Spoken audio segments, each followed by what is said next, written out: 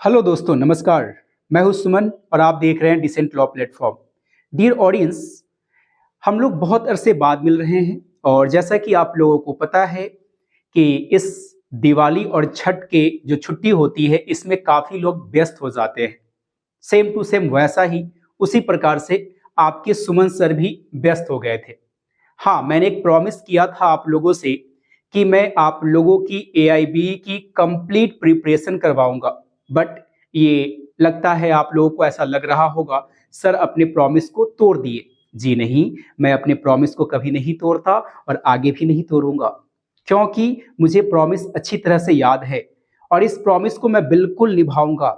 आप निभाए या मत निभाइए, लेकिन मैं तो निभाऊंगा ही, क्योंकि मैं प्रॉमिस किया हूं तो अपनी प्रॉमिस को पूरा करूंगा। लेकिन प्रॉमिस तो आप कहेंगे सर पूरा तो कर नहीं रहे, आपका तो अभी तक 3 ही वीडियो अपलोड है। जी बिल्कुल, लेकिन आज से अब से आप लोगों को एक एक वीडियो पर डे नियमित रूप से देखने को मिलेगी। अब मैं आपको जानकारी दे दूं, इस दिवाली और छठ के छुट्टी मैंने क्यों लिया।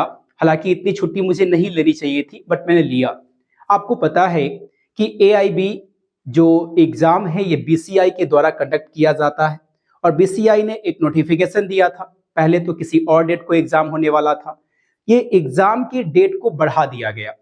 अब मुझे लगा कि जब एग्जाम की डेट बढ़ गई है तो मुझे भी छुट्टियां मना लेनी चाहिए। अगर एग्जाम की डेट नहीं बढ़ी होती तो मैं इस छुट्टी को नहीं लेता। और मेरा यकीन कीजिए, मैं अभी के अभी तक 30 वीडियो कब का अपलोड कर दिया होता। लेकिन एग्जाम का डेट बढ़ जाने की वजह से मैं उस वीडियो को अपलोड नहीं कर पाया और मैं उतनी एक्टिव नहीं रहा। रीजन यही था। और उम्मीद है कि आप लोग भी अपने दिवाली और छठ को बहुत अच्छे तरह से सेलिब्रेट किए होंगे और आगे भी जो छोटी छोटी फेस्टिवल्स हैं, छोटी छोटी जो आ, आपके हैप्पी डेज हैं उसको अच्छे से सेलिब्रेट करते होंगे। तो डियर ऑडियंस, सीधे सीधे बगैर लंबी बात किए हुए टॉपिक की तरफ चलते हैं और कहानी को शुरू करते हैं। देखिए, आज मैं फोर्थ वीडियो के ऊपर बात नहीं करूंगा, क्योंकि आज का एक स्पेशल टॉपिक होने वाला है। और स्पेशल इसलिए मैं आपको बताता हूं। जब मैं घर से यानी गांव से वापस आया शहर में, तो मुझे एक कॉल आती है गांव से। गांव के एक अच्छे गणमान्य व्यक्ति के द्वारा कॉल आती है। कॉल आई, मैंने रिसीव किया और वहां से ये बोला जा रहा है, वकील साहब प्रणाम। मैंने कहा प्रणाम, कि एक प्रॉब्लम आ गई है क्रेडिट कार्ड को लेकर के, कि क्रेडिट कार्ड डिफॉल्ट हो गया है, उसका जो बिल है वो डिफॉल्ट हो गया है। अब मैं डिफॉल्टर हो गया हूं, बैंक का काफी कॉल आने लगी है। अब मैं क्या करूं? अब मुझे समझ में नहीं आ रहा कि यहाँ पर क्या क्या हो सकती है, क्या क्या संभावनाएं हैं। वो वहां से धमकी मिल रही है, तो इस तरह के थोड़ा नर्वसनेस दिखा मुझे। फिर मुझे लगा कि ये प्रॉब्लम ना केवल उनकी प्रॉब्लम है, बल्कि ये प्रॉब्लम बहुत लोगों के साथ हो सकती है या बहुत लोगों के पास ऐसी प्रॉब्लम हो। इसीलिए मैंने डिसाइड किया, उनको तो मैंने वहां पर बता दिया कि क्या चीजें हो सकती है, बैंक वाले आपके साथ क्या क्या कर सकते हैं और आपका क्या लीगल राइट्स है, वो तमाम चीजें मैंने उनको बता दिया। बट मुझे लगा कि इस मैसेज को आप लोगों के बीच भी पहुंचाना चाहिए। तो अब इस मैसेज को एक वीडियो के छोटे से वीडियो के जरिए मैं चाह रहा हूं कंप्लीट जानकारी इस टॉपिक के ऊपर भी आप लोगों को दे दूं। डियर ऑडियंस, ध्यान से सुनिएगा। क्रेडिट कार्ड क्या होता है ये आप लोगों को पता है, बट क्रेडिट कार्ड ऐसे समझिए, जो कार्ड है क्रेडिट कार्ड है, अगर आपके पास पैसा नहीं भी होता तब भी उस कार्ड को आप इस्तेमाल करके आप जो जरूरत का सामान है उसे परचेज कर लेते हैं। कई बार आप उससे पैसा भी विड्रॉल कर लेते हैं, राइट। लेकिन उसका इंटरेस्ट जो होता है वो अच्छा खासा होता है, क्योंकि क्रेडिट कार्ड जो होता है उसका ये कहना है कि भैया 45 दिन तक मैं आपसे कोई इंटरेस्ट नहीं लूंगा। क्रेडिट कार्ड जो होता है उस पर 45 दिन तक कोई इंटरेस्ट नहीं लगता। लेकिन 45 दिन से जब एक्स्ट्रा आप हो जाता है, जब आप बिल पे नहीं करते, डिफॉल्ट कर देते हैं, तो वो बहुत अच्छा खासा इंटरेस्ट ले लेती है। तो अब उसी के ऊपर बात करेंगे कि अगर आपके पास कोई क्रेडिट कार्ड है सपोज कीजिए कि आपने कोई क्रेडिट कार्ड किसी भी बैंक का आपने ले लिया, उस क्रेडिट कार्ड का इस्तेमाल आपने किया और बाय द वे अगर उस क्रेडिट कार्ड के बिल को आपने पे नहीं कर सका, डिफॉल्ट हो गया, तो क्या होगा? क्या बैंक वाले आपके ऊपर केस कर देंगे? क्या बैंक वाले आपको जेल में भेज देंगे? क्या बैंक वाले आपके घर को अटैच कर लेंगे, प्रॉपर्टी को अटैच कर लेंगे, कुर्की कर लेंगे? यानी तरह तरह की बातें बैंक वाला की तरफ से बहुत सारी धमकियां आने लगती है और लोग डर जाते हैं, भयभीत हो जाते हैं। अब उन्हें यह नहीं समझ में आता कि अब मैं क्या करूं। तो इस वीडियो को लास्ट तक देखिए, पूरी गारंटी देता हूं कि अगर आप इस वीडियो को देख लेते हैं तो फिर मुझे नहीं लगता कि आपको डरने की जरूरत है। आप बिल्कुल नहीं डरेंगे क्योंकि सुमन सर आपके साथ है, तो डरने की बिल्कुल कोई बात नहीं है, राइट? तो चलिए शुरू करते हैं, पूरी बेसिक से कहानी को शुरू करेंगे। सबसे पहले ये credit card, debit card, loan, ये सबको पहले एक साइड में रख दीजिए। वीडियो को बेसिक से स्टार्ट करते हैं। सबसे पहले ये समझिए कि जो लोन होता है वो कितने प्रकार के होता है। मैं एक पेन ले रहा हूं। ये जो लोन है ये कितने तरह का होता है, याद रखिएगा। लोन जो होता है, मैं अभी आप लोगों को बता दूं,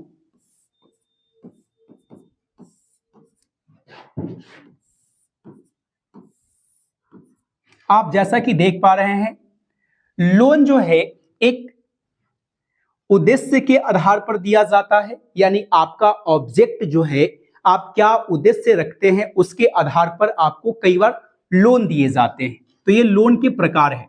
तो एक तो लोन का प्रकार होता है उद्देश्य के आधार पर दिया जाता है।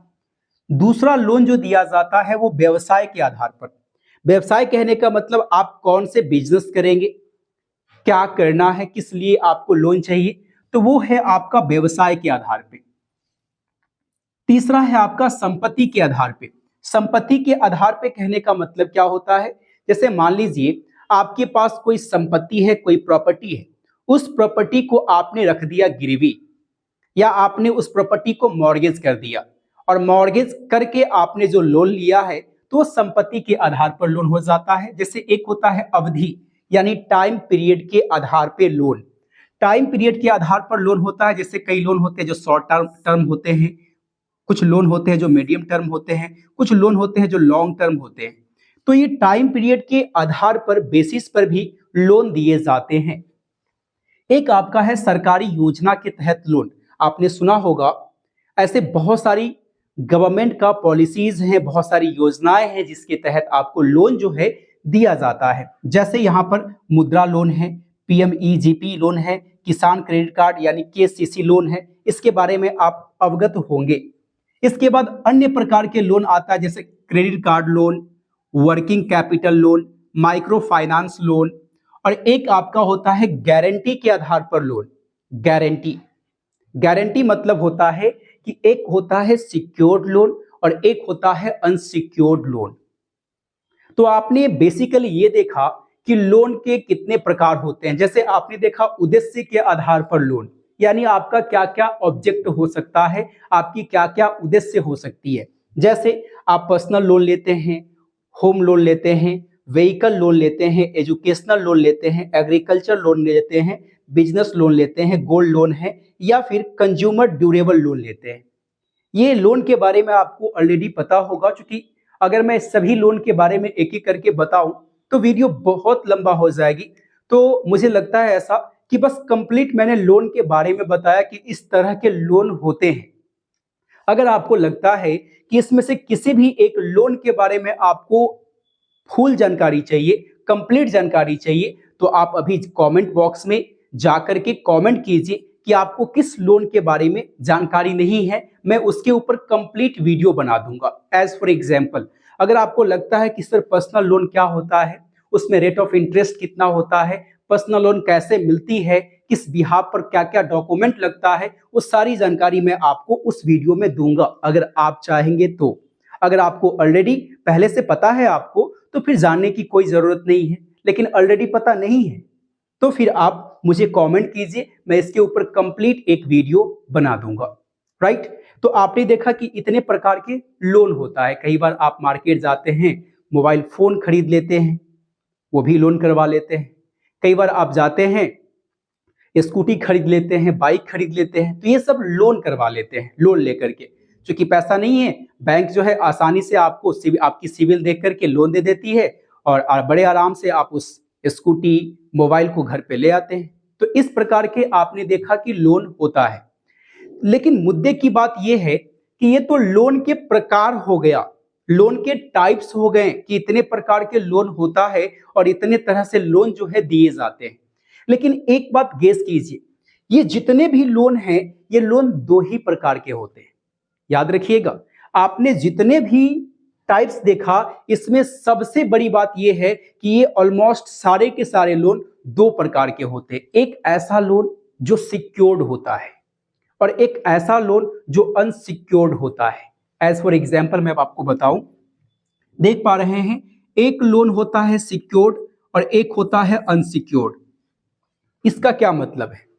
ऐसा लोन जो सिक्योर्ड हो, सिक्योर्ड कहने का मतलब सुरक्षित हो, और ऐसा लोन जो असुरक्षित हो उसे अनसिक्योर्ड कहते हैं। जैसे कई बार आप देखते हैं, सुनते होंगे और जानते भी होंगे, या कभी आपको ऐसा सामना भी करना पड़ा होगा, कुछ बैंक ऐसे होती हैं या कुछ फाइनेंस कंपनी ऐसे होती है जो बगैर किसी चीज को देखे हुए, आप ना उसको प्रॉपर्टी को मॉर्गेज करते हैं, ना तो उसे गोल्ड देते हैं, बिना किसी चीज को देखे हुए आपको, आपका सिविल को देखते हुए आपको लोन जो है जारी इशू कर देती है, फंड जारी कर देती है, अकाउंट में चला जाता है। तो वो आपका अनसिक्योर्ड लोन है। क्या है? Unsecured loan. सिक्योर्ड लोन कहने का मतलब, जैसे मान लीजिए कि आप अपनी प्रॉपर्टी को गिरवी रख दिए, जैसे सोना था, सोना को आपने गिरवी रख दिया, या फिर आपका कोई संपत्ति था, संपत्ति कहने का मतलब कोई जमीन था, उसका डॉक्यूमेंट जाकर के आपने उस जमीन को बंधक कर दिया, बंधक रख दिया, होता है ना। तो अगर आप जमीन को बंधक कर दिया या अपने सोना या कोई कीमती सामान को आपने गिरवी रख दिया और तब आपने लोन लिया, तो वो लोन, उसको कहा जाता है सिक्योर्ड लोन। अगर आप उस लोन को नहीं चुकाएंगे तो बैंक आपकी प्रॉपर्टी जो गिरवी रखी हुई है, आपकी प्रॉपर्टी जो मॉर्गेज किया हुआ है, उसको वो नीलाम कर सकती है, बेच सकती है, किसी को सेल कर सकती है नीलामी के द्वारा, ऑक्शन करके। तो वो कब होता है? जब लोन आपका सिक्योर्ड हो। सिक्योर्ड समझिएगा, मैं अगेन रिपीट कर दूं, सिक्योर्ड कहने का मतलब वैसा लोन जिसमें आपने सिक्योरिटी के तौर पे कुछ दिया हो। जैसे आप लोन के बदले में क्या दिए हैं? क्या कोई कीमती सामान आपने दिया है क्या?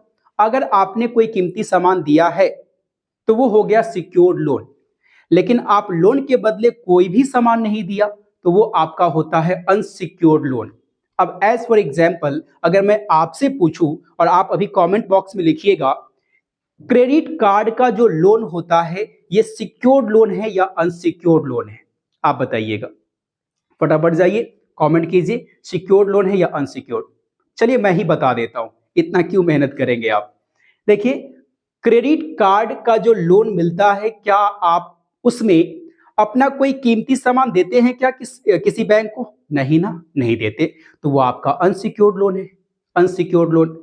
तो याद रखिएगा, सिक्योर्ड लोन होगा तो बैंक वाला का अधिकार अलग हो जाता है, अनसिक्योर्ड लोन है तो बैंक वाला के पास अलग अधिकार है। यानी कि डिपेंड ये करता है कि जो आपको गारंटी के आधार पे, जो आपकी गारंटी के आधार पे लोन दिया गया है, वो आपका सिक्योर्ड है या अनसिक्योर्ड।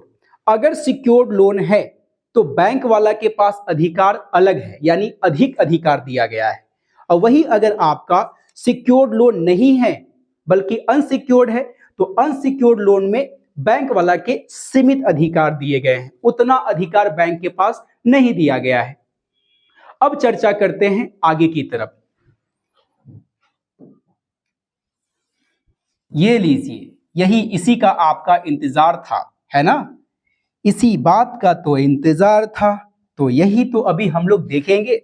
जैसा आप स्क्रीन पर देख रहे हैं कि अगर कोई व्यक्ति क्रेडिट कार्ड का पेमेंट लिया है और उस क्रेडिट कार्ड का जो ईएमआई है या जो बिल है उसको अगर आप पेमेंट नहीं करते तो क्या क्या हो सकता है। अगर आप क्रेडिट कार्ड का बिल पेमेंट नहीं करते, डिफॉल्ट करते हैं, अगर आप डिफॉल्टर हो जाते हैं तो क्या क्या हो सकता है, क्या हो सकता है।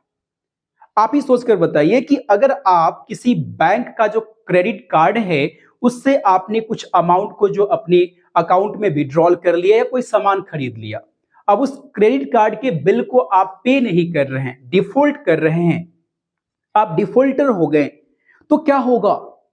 घबराइए नहीं, पूरी वीडियो को देखिए, डरने की कोई बात नहीं है, बिल्कुल नहीं डरना है। मैं सारी चीजें बताऊंगा आपको, इस टॉपिक के ऊपर बहुत सारे वीडियो में आप लोगों को एक एक करके दूंगा कंप्लीट जानकारी। तो याद रखिएगा, सबसे पहली बात, अगर आप डिफॉल्ट करते हैं तो उस पर रेट ऑफ इंटरेस्ट हाई लगती है, क्योंकि आपको पता होनी चाहिए अगर क्रेडिट कार्ड का बिल, चूंकि 45 दिन तक तो वो आपसे कोई चार्ज लेता नहीं है, 45 दिन तक बोलती है भैया आप जाओ इसको इस्तेमाल करो और फिर हम पे विश्वास करो और इस्तेमाल करो। आप इस्तेमाल करते हैं, 45 दिन तक कोई इंटरेस्ट नहीं।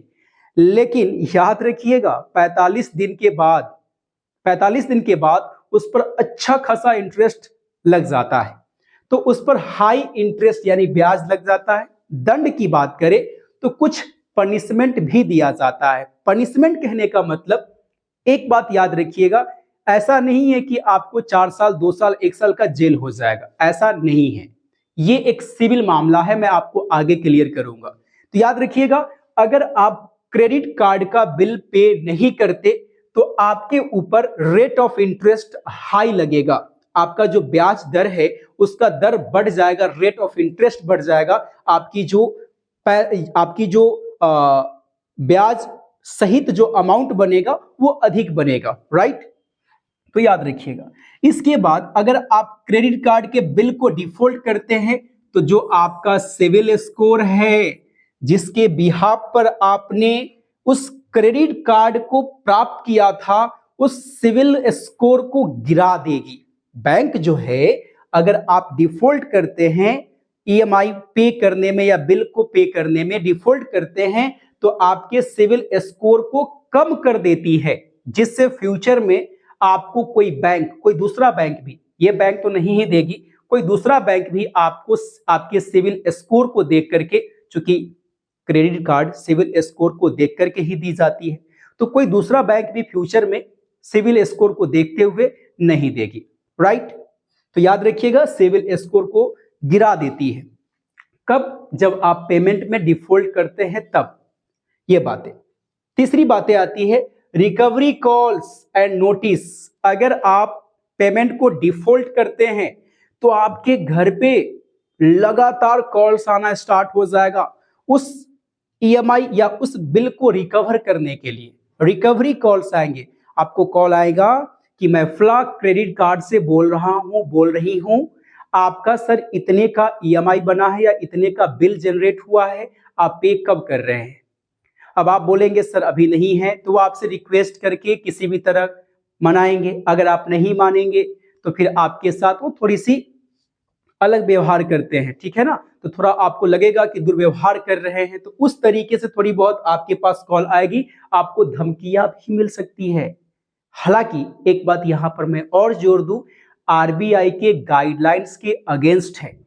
अगर कोई बैंक वाला या कोई क्रेडिट कार्ड वाला अगर आपको उस अमाउंट को रिकवरी करने के लिए कॉल करता है और कॉल करके आपको धमकी देती है, आपको धमकी दिया जा रहा है, तो ये सीधा सीधा आरबीआई के गाइडलाइंस के अगेंस्ट है और आप उसकी शिकायत आरबीआई के लोकपाल में कर सकते हैं। बिल्कुल, चूंकि आरबीआई ने सीधे सीधे तौर पे कह दिया है कि अगर अनसिक्योर्ड लोन है, आपको पहले पता है कि क्रेडिट कार्ड का जो लोन है वो अनसिक्योर्ड लोन है और अनसिक्योर्ड लोन में बैंक वालों के पास सीमित अधिकार होता है और ये बैंक वाला के पास जो सीमित अधिकार है इसमें गाली गलौज नहीं करने का है, इज्जत पूर्ण तरीके से, गरिमापूर्ण तरीके से आपकी रेस्पेक्ट करते हुए आपसे रिकवरी कॉल आएगी और आपके विनम्रता पूर्वक आपसे उस पैसा की मांग की जाएगी। ऐसा नहीं कि आपको गाली दिया जाएगा, ऐसा नहीं कि आपको धमकी दिया जाएगा, ऐसा कुछ भी नहीं किया जाएगा। लेकिन सामान्य तौर पे ऐसा देखने को मिलता है कि बैंक वाले आपके ऊपर आपको कॉल करके आपको परेशान करते हैं, आपको किसी भी समय कॉल कर देंगे, अदर अदर नंबर से कॉल करके परेशान कर देते हैं, जिससे आप डर जाते हैं। डरने की कोई जरूरत नहीं है, डरने की जरूरत नहीं है। इसलिए क्योंकि इस वीडियो के बनाने के पीछे मेरा यही कारण है, आप मत डरिए और आपको जागरूक करने का काम मेरा है, ये जिम्मा मैंने लिया है। तो आप बिल्कुल भी मत डरिए, चूंकि कानून से बड़ा कोई नहीं है, कानून से बड़ा कोई नहीं है, तो आपको डरने की जरूरत नहीं है ना। सुमन सर आपके साथ है, बिल्कुल मत डरना। तो अब सवाल आती है कि सर ये कॉल करेंगे तो बहुत परेशान करेंगे क्या? हाँ, परेशान तो करेंगे, परेशान करेंगे। कई बार आप डर जाएंगे, आपको लगेगा कि समाज में अगर आ गया वो लोग 4 लोगों से, तो क्या लोग अगर मुझसे वो पैसा मांगेंगे तो 2-4 लोग गांव का देखेगा तो मेरी भाई इमेज जो है गांव में जो बनी हुई है वो जा सकती है। तो कई बार आपको ये भी लगेगा, आपको धमकी दी जाएगी कि ये करेंगे वो करेंगे, कई बार आप डर जाएंगे। डरने की जरूरत नहीं है, क्योंकि वो सारी चीज सारी कोशिश करेंगी पैसा रिकवर करने का, जिससे आपको डर लगे, धमकी दिया जाएगा। ठीक है, तो वो उसकी ड्यूटी है करने का। हालांकि आरबीआई के गाइडलाइंस के अगेंस्ट में है, ऐसा करने का बैंक का अधिकार नहीं है। अगर आप ज्यादा परेशान हो गए हैं, एक और बात याद रखिएगा, सुबह 8 बजे के बाद से रात्रि के 7 बजे तक ही कॉल कर सकता है वो लोग। बैंक का कोई भी एम्प्लॉय सुबह के 8 बजे से लेकर रात्रि के 7 बजे तक ही कॉल आ सकती है। इसके अलावा ऐसा नहीं है कि 12 बजे रात में कॉल कर दे और आपको बोले कि भैया क्रेडिट कार्ड का बिल कब पे कर रहे हैं, राइट? अब ऐसा नहीं कि 2 बजे सो रहे हैं आप, आपके पास कॉल आया अचानक से, हाँ हेलो हेलो सर आपका क्रेडिट कार्ड का बिल जनरेट हो गया, कब पे कर रहे हैं। ऐसा नहीं कर सकता। अगर ऐसा कर रहा है, अगर आपको ऐसा लगता है कि वो आपको काफी डिस्टर्ब कर रहा है, मैंने बताया ना, आप इसकी शिकायत लोकपाल ऑफिस में जाकर कर सकते हैं, एकदम इसकी कंप्लेन कर सकते हैं। तो ये है, लेकिन परेशान तो आपको किया जाएगा, इस बात को याद रखिएगा, लेकिन डरना नहीं है। परेशान किया जाएगा, उसको इग्नोर करना है। अदर नंबर से कॉल आए, इग्नोर कीजिए, कोई मतलब उसका नहीं है, वो कुछ नहीं कर सकता। मैं कह रहा हूं वो कुछ भी नहीं कर सकता। ठीक है, अरे आपने कोई अपराध थोड़ी किया है, आपने पेमेंट ही तो नहीं किया, और पेमेंट नहीं करना अपराध थोड़ी होता है। कौन कह दिया कि पेमेंट नहीं करना अपराध होता है? नहीं, ये अपराध नहीं होता। अगर आप पेमेंट नहीं कर रहे, ये अपराध नहीं है भैया, ये कोई क्रिमिनल ऑफेंस नहीं है, ये कोई क्रिमिनल ऑफेंस नहीं है। तो याद रखिएगा, ये आपका रिकवरी कॉल्स आएंगी, हो सकता है आपके घर पे नोटिस भी आए, डरना नहीं है। नोटिस आएगी आपके घर पे, वो एडवोकेट्स के द्वारा, उसके अपने पर्सनल एडवोकेट होते हैं, हायर करते हैं, उसके द्वारा आपके पास एक नोटिस, एक दो क्या 3-4 नोटिस भी आ सकती है, तो नोटिस भी आ सकती है। फिर आपका इंस्टॉलमेंट ऑफ रिकवरी एजेंट्स, वो जो है रिकवरी एजेंट को हायर करती है, रिकवरी एजेंट्स को हायर करके और आपसे पैसा रिकवर के लिए उसको भेज भी सकती है। हो सकता है आपके घर पे भी आ जाए, आपको ढूंढे कि आप कहाँ हैं, मारने पीटने के लिए नहीं, आपको ऐसे ही आपके घर पे आते रहेंगे, आप भी परेशान हो जाएंगे। तो इस तरह से वो लोग करते हैं। फिर यहां पर क्या है, 5वां नंबर, वो सिविल एक्शन ले सकते हैं, कोई क्रिमिनल एक्शन नहीं। सिविल एक्शन कहने का मतलब क्या होगा? एज फॉर एग्जाम्पल, इतना याद रखिए कि अगर मान के चलिए उस बैंक वालों को आपने कोई चेक दिया है, कोई भी चेक दिया है आपने, अब वो चेक अगर बाउंस कर गया, वो चेक अगर बाउंस कर गया, तो 138 आर्बिट्रेशन एंड कॉन्सिलिएशन एक्ट का 138 के तहत आपके ऊपर सिविल मुकदमा चला सकती है। बैंक वाला, अगर बैंक को आपने कोई चेक दिया है और वो चेक अगर बाउंस कर जाता है, तभी आपके ऊपर ध्यान से सुनिएगा, तभी आपके ऊपर सेक्शन 138 के तहत सिविल मुकदमा चलाया जा सकता है। और ये सिविल मुकदमा तभी चलेगा जब चेक बाउंस से संबंधित कोई मामला होगा। अरे भैया, आप किसी बैंक को चेक दिए होंगे, आपके अकाउंट में पैसा नहीं होगा, आपका चेक अगर बाउंस कर गया होगा तभी ना ये मामला आएगा। और अगर आप चेक नहीं दिए तो ये वाला मामला तो आएगा नहीं, तो सिविल मामला भी, सिविल एक्शन भी आपके ऊपर लिया नहीं जाएगा। और एक और बातें, क्रिमिनल एक्शन क्या लिया जाएगा क्या? जी हाँ। नहीं भी होगा इसका आंसर, लेकिन हाँ कब होगा? तो क्रिमिनल एक्शन नहीं लिया जाता और लिया भी जाता अगर आपने उस क्रेडिट कार्ड को लेते समय अपनी पहचान को, आपने आइडेंटिटी प्रूफ को गलत दिखाया है, आपने गलत डॉक्यूमेंट को दिखा करके उस क्रेडिट कार्ड को लिया है, तो भैया आपने अपराध किया है, आपने गलत डॉक्यूमेंट दिखाकर अपराध किया है, तो आईपीसी का 420 का अपराध बनेगा। जी हां, आईपीसी का 420 420 का अपराध बनेगा। ये है आपका क्रिमिनल एक्शन, जब आप गलत आधार पे उस क्रेडिट कार्ड को लिए हो। नेक्स्ट है आपका अटैचमेंट ऑफ एसेट्स। अगर आप उस लोन को नहीं देते और ये मामला अगर कोर्ट में जाती है, अगर मान के चलिए सिविल मामला बन गया, कोर्ट में गया और कोर्ट के द्वारा कह दिया गया कि आप इतना रुपया इतना दे दीजिए, नहीं तो कोर्ट के द्वारा आदेश आया कि इस फला व्यक्ति की संपत्ति को, प्रॉपर्टी को अटैच किया जाए, कुर्की किया जाए, तो बैंक वाले के द्वारा कोर्ट के आदेश के अनुसार ही आपके प्रॉपर्टी को कुर्क कर लिया जाता है। तो ये सारी चीजें हो सकती है कब? जब आप क्रेडिट कार्ड की बिल को पे नहीं करते हैं तब। तो इस वीडियो में मैंने इतना जानकारी बताया कि आखिर क्रेडिट कार्ड के बिल को पेमेंट नहीं किया जाए तो क्या क्या चीजें हो सकती है, राइट। नेक्स्ट वीडियो में बात करेंगे कि आखिर इसकी प्रोसीजर क्या होती है, इससे बचने का क्या उपाय है, वो तमाम चीजें, तमाम जानकारी आपको एक एक करके मैं देने का प्रयास करूंगा। तो आज के लिए इतना ही, तब तक के लिए दीजिए इजाजत, फिर मिलते हैं इसी प्रकार के नेक्स्ट वीडियो में। धन्यवाद।